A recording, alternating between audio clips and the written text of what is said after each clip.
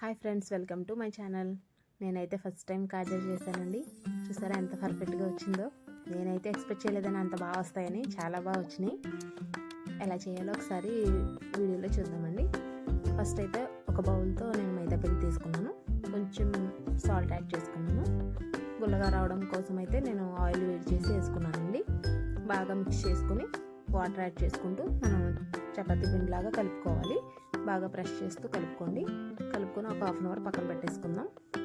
తర్వాత ఏ బౌల్తో అయితే పిండి తీసుకున్నా అదే బౌల్తో షుగరు, అదే బౌల్తో వాటర్ యాడ్ చేసుకొని ఇలాచీ కూడా యాడ్ చేసుకుని మనం చూపిస్తున్నట్టుగా తేగపాకం వచ్చేంత వరకు లైట్గా పెట్టుకుని పక్కన పెట్టేసుకోవాలి.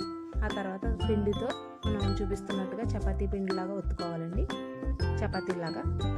తర్వాత 1 by 1 చపాతీ మీద పిండి ఆయిల్ యాడ్ చేసుకుంటూ 3 కూడా ఒకదాని మీద ఒకటి పెట్టేసుకున్నాను. మనం ఎన్ని పెట్టుకుంటామో దాన్ని బట్టి మనకి లేయర్స్ అనేది సైజు కూడా వస్తుందండి. కాబట్టి నేనైతే ప్రజెంట్ చిన్నగా చేద్దామని చెప్పి 3 అయితే చేసి ట్రై చేశాను, ఫస్ట్ టైం కదా.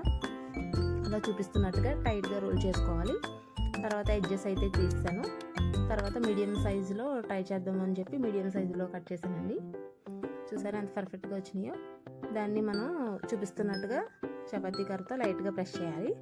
అన్నీ కూడా అలా చేసేసుకుని ఆయిల్ లైట్గా వేడెక్కిన తర్వాత వేసుకోవాలండి. ఆయిల్ హీట్ అయిన తర్వాత వేస్తే కలర్ వచ్చేస్తాయి కానీ లోపల అనేది ఫ్రై అవ్వవు. కాబట్టి వాటంతటా అవే స్లోగా ఫ్రై అవుతూ ఉండాలి. అప్పుడు మనకి లోపల నుంచి కూడా మంచిగా ఫ్రై అవుతాయి అన్నమాట. అలా గోల్డెన్ బ్రౌన్ కలర్ వచ్చేంత వరకు వెయిట్ చేసుకుని మనం పాకంలో వేసేసుకోవడమే. చూసారా ఎంత పర్ఫెక్ట్గా వచ్చినాయో. నేనైతే అసలు ఎక్స్పెక్ట్ చేయలేదండి ఎంత బాగా వస్తాయని. చాలా బాగా వచ్చినాయి, ఫస్ట్ టైం చేసినా కూడా. ఇంట్లో వాళ్ళందరూ అయితే చాలా మెచ్చుకున్నారు. మీరు కూడా ట్రై చేసి ఎలా వచ్చినాయో కామెంట్ చేయండి. అలా సేపు వేసుకొని పాకం తీసేసుకోవాలండి. అలానే ఉంచేస్తే మెత్తబడిపోతాయి. ఓకే అండి, మీరు కూడా ట్రై చేసి ఎలా ఉందో కామెంట్ చేయండి. Please subscribe my channel. Thank you friends, bye.